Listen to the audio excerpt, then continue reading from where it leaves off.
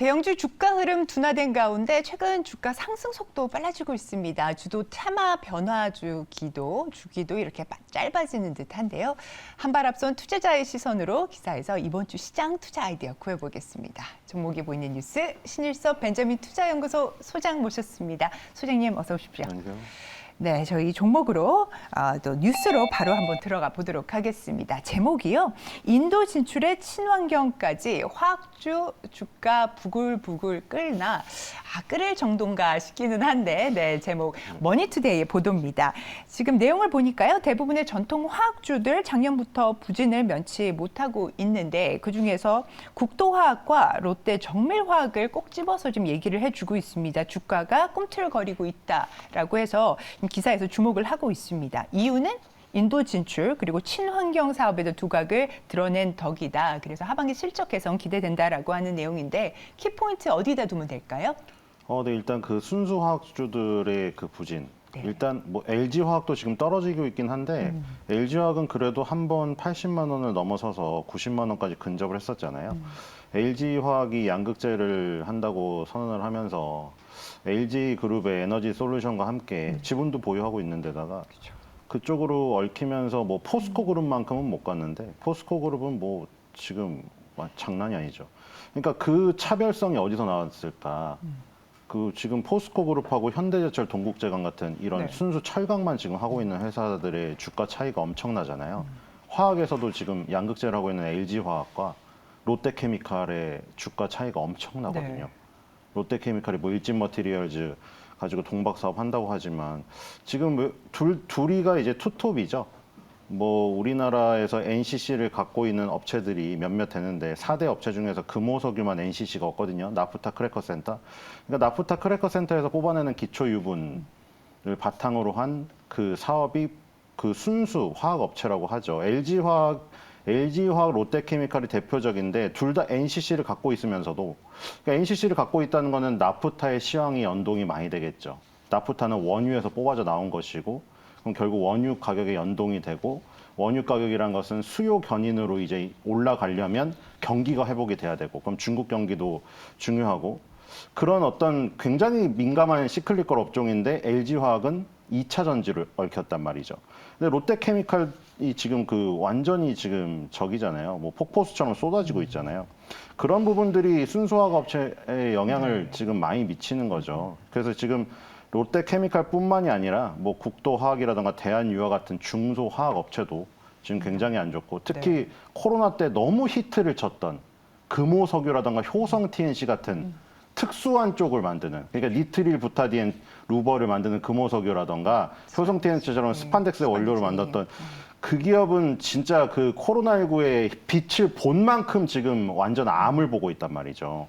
근데 이제 이게 사이클이 굉장히 한 번씩 요동을 많이 치기 때문에 밑바닥에서 잡으면 수익이 엄청 커요. 화학이나 철강 같은 거는 반도체도 사이클이 있지만 반도체는 계속 저점 고점을 높이면서 우상향을 하고 있잖아요. 왜냐면 우리 일상생활을 완전히 바꿔버리면 중요한 폼팩터를 만들었기 때문에. 근데 화학이나 철강은 그런 스타일의 그 시클리컬이 아니기 때문에 크게 파도를 그리면서 심전도처럼 그냥 왔다 갔다 하면서 계속 진행이 되거든요. 네. 그러니까 심전도가 완전히 심장이 거의 뭐 맥박이 없을 때 샀다가 완전히 급하게 흥분됐을 때 팔고 그런 스타일로 접근해야 되는 업종이에요.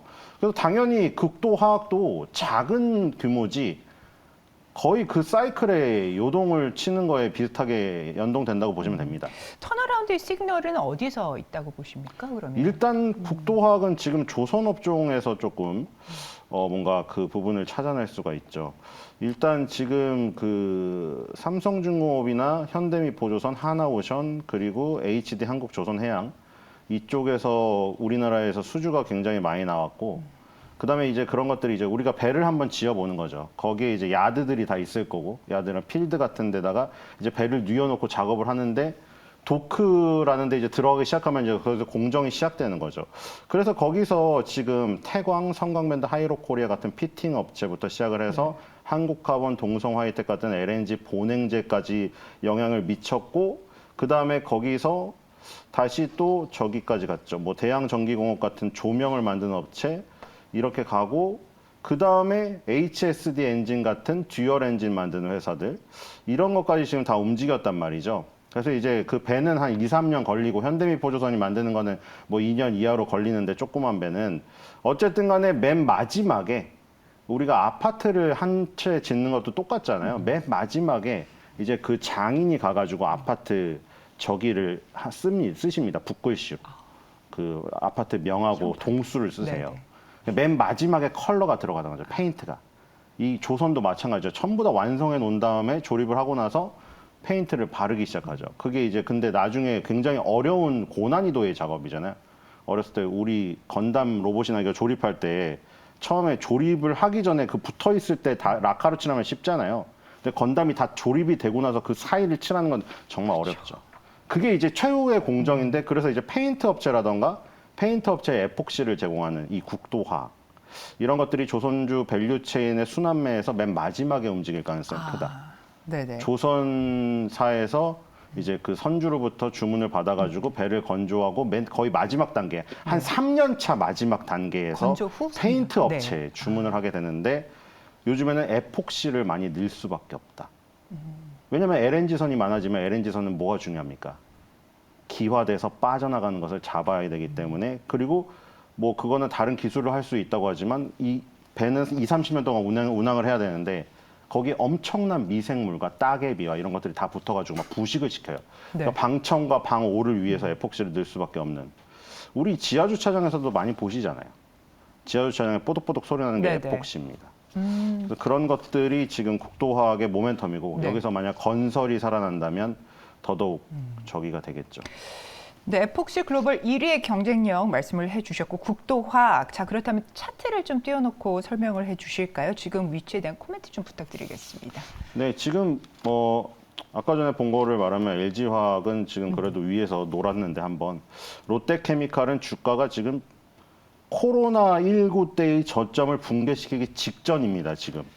그리고 지금 롯데케미칼하고 지금 유사한 대한유화도 마찬가지죠. 네. 미니 롯데케미칼이에요. 대한유화가. 그리고 이제 뭐 특수하게 국도화학처럼 에폭시를 한다던가 금호석유 화학처럼 뭐 부타디엔 루버를 한다던가 뭐 이런 특수한 부분이 있죠. 국도화학도 별 볼 일이 없지만 그래도 20개월선 위에 있다는 건 롯데케미칼이나 뭐 지금 대한유화보다는 조금 나은 모습인 것 같아요. 근데 이게 페인트 업체가 결국 주문을 해야 되는데 네. 페인트 업체들은 다들 주가가 말할 저기가 아니거든요. 삼화 페인트, 조광 페인트, 노루 페인트 다 마찬가지인데 네. 물론 건설 경기에 연동이 많이 되어 있긴 하죠.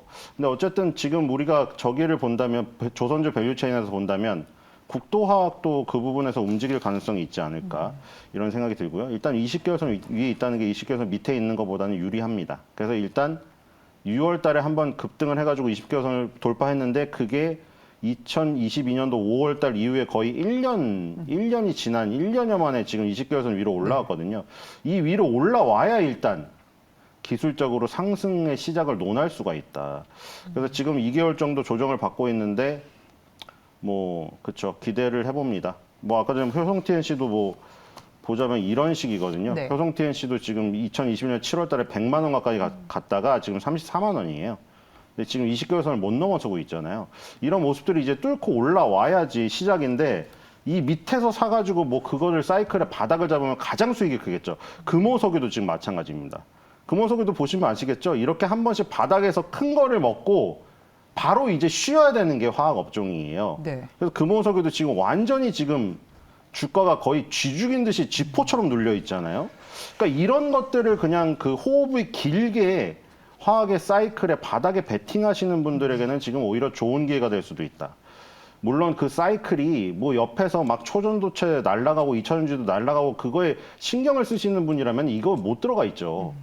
그렇죠? 바로 옆에서 친구가 초전도체 계속 얘기하는데 이거 어떻게 들어가 있어요? 그런 거에 신경을 안 쓰시는 분이라면은 그렇죠. 화학이나 철강에 거대한 어떤 바닥을 치고 올라가는 흐름들 그런 것들에 베팅을 하셔도 될 것 같습니다. 네, 밸류에이션 매력 확실해 보이고 일정상의 모멘텀은 없을 수 있지만은 지금 말씀 주신 여러 가지 투자 포인트 있습니다. 자, 가격적인 부분도 지금 말씀을 한번 마지막으로 부탁드릴까요? 목표가는 55,000원, 손절가는 49,900원입니다. 네. 매수가는 현재가 수준으로 하시면 될 것 같아요. 네, 목표가 55,000원으로 제시됐습니다. 국도 화학에 대한 이야기를 해봤고요.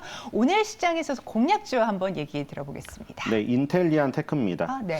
지금 우리가 쓰는 통신사 뭐 3사 쓰시거나 아니면은 뭐 알뜰폰 사셔가지고 자급제 그걸로 하는데, 그리고 뭐 제사 이동 통신 얘기도 나오는데 그게 뭐 굉장히 어려운가 봐요. 왜냐하면 지금 규모의 경제가 이미 확정이 된 상태라 제사 이동 통신 해가지고 뭐 3사의 뭐 독점을 깬다고 하는데 아무도 안 들어오고 있잖아요. 쉽사리 못 들어오는 영역인데 어쨌든 그 뒤에 이동 통신이라고 하잖아요. 네. 그리고 4G에서 5G로 갔는데 뭐 5G 지금 굉장히 불만이 많더라고요. 저는 4G 아직도 쓰는데 5G 요금제 쓰시는 분들이 막 무슨 소송도 걸고 막 이러고 있더라고요. 근데 어쨌든 뭐 왜냐면 숫자가 높아지면 좋아져야 되는데 체감상 홍보한 느껴지는 게 거에 없으니까. 그러니까 네. 지금 다 나왔잖아요. 벌써 그 내용 같은 경우에는 이렇게 한다고 했는데 홍보는 했는데 막상 그게 그만큼 투자해서 효율성이 없어가지고 안 투자를 하고 있었다는 거잖아요. 그러니까 기지국을 많이 깔아야 되는데 안 깐 거죠. 네, 네. 그러니까 어쨌든 계속 높아지면 좋아져야 되는 건 맞는데, 그래서 이제 5G 시대 다음엔 뭔가? 그럼 이제 숫자가 6으로 되겠죠. 6G. 근데 6G 시대는 이동통신이 아니라 위성통신으로 바뀌어요. 네. 위성통신. 그러니까 이게 앨런 머스크가 뭐 아이언맨의 실존 모델이라고 하잖아요. 막 무슨 근데 그 격투기 대회도 지금 콜로세움에서 한다고 하는데, 어쨌든 그 지금 이 부분이 앨런 머스크가 결국 그 위를 다 깔아서 이 6G를 하려는 게 스타링크 사업이잖아요. 근데 먼저 다 잡았어요. 그러니까 그 뭐 어벤져스 영화 보면 나오잖아요. 이제 막 어벤져스끼리 어떻게 해보려다가 정부에서 그냥 핵미사일 발사해버리니까 아이언맨이 그거 들고 위로 올라가잖아요. 우주로. 딱 그 정도 높이에다가 아이언맨이 거기서 이제 숨을 못 쉬고 떨어지잖아요. 미사일은 절로 올리고. 근데 그 저궤도에다가 제일 좋은 자리에다가 스타링크가 다 깔았어요. 먼저 촘촘하게. 그러니까 이게 무슨 저기가 있냐면 우리가 바다에다가 심해에다 기지국은 못 세우잖아요. 네. 그럼 이거는 바다에 있어도 바다 위에 그 상공에 다 떠 있기 때문에 그 음영 지역이 거의 없는 거죠. 남극이나 북극이나 뭐 오지 같은데. 우리나라만 해도 그러잖아요. 막 안 터진다고 우리 너무 시골인데 기지국 좀 깔아달라고 하면 아 죄송한데 거기 2가구밖에 안 살아가지고 저희가 통신사가 깔기에 좀 그렇다고 막 그러잖아요. 그것뿐만 아니라 아파트도 안 터지는 데 많아요. 근데 그런 것들을 이제 줄여주는 건데 저궤도 위성이 필수다. 근데 그 스타링크가 다 깔고 나서 그 다음에 윗부분을 선점한 게 원앱이라는 회사고, 그 원앱이라는 회사의 안테나를 제공하는 게 인텔리안 테크잖아요. 네. 위성 그리고 안테나 기업. 네. 그거는 이제 시작이 될 건데 스타링크는 지금 우리나라에서 10월 달에 시작을 한다고 했어요. 그리고 원앱은 영국인데 영국에서 부도가 난 거를 정부에서 살렸어요. 그래가지고 지금 원앱이 그 위를 가져간 거예요. 가까울수록 좋잖아요. 멀면은 통신거리가 멀어지니까. 스타링크가 제일 밑에 있고 그다음 원앱이 있는 거예요. 둘이 거의 이제 다 먹어 있는 상태죠. 원앱도 지금 세팅이 끝났대요. 위성은 다 쏘아 올렸고 이제 우리나라에서는 한화 지금 저기 시스템이랑 하는 걸로 알고 있죠. 네. 하나 시스템 맞죠? 그리고 네네. 하나 시스템이 영국의 원앱의 그 망을 이용해서 하려고 하고 있고, 그럼 인텔리안 테크는 이게 시작돼서 이 기대감으로 올랐는데 지금 캐시카우는 뭐냐? 해상용 안테나. 네네. 그러니까 이것도 사실 조선이랑 연결된 거예요, 다 오늘. 지금 아까 전에 뭐 하이로 코리아, 한국카본 뭐 본행제까지 오르고 대양전기공업 같은 조명 같은 게 오르려고 하고, 그 다음에 이제 뭐 페인트나 저런 것들이 오르고 이제 인텔리안 테크 같이 해상용 안테나 만드는 업체까지 네. 조선의 수주가 낙수 효과로 떨어지는 그러네요. 부분이 있는 네. 인텔리안 테크 트레이딩 전략은 어떻게 가져가면 좋을까요? 거죠. 네, 지금 현재가로 매수하시면 될 것 같고요. 만약에 박스권 상단이 돌파된다고 하면 3년 만에 돌파되는 거기 때문에 네. 큰 장대 양봉이나 갭상승이 나올 확률도 있습니다. 네. 목표가는 9만 원, 손절가는 79,900원입니다. 네, 좋습니다. 아주 오랜만에 저희가 순수 화학 섹터도 살펴봤고요. 오늘 공략주로 인텔리안 테크 전략도 살펴봤습니다. 신일섭 소장님, 오늘 말씀 대단히 감사합니다.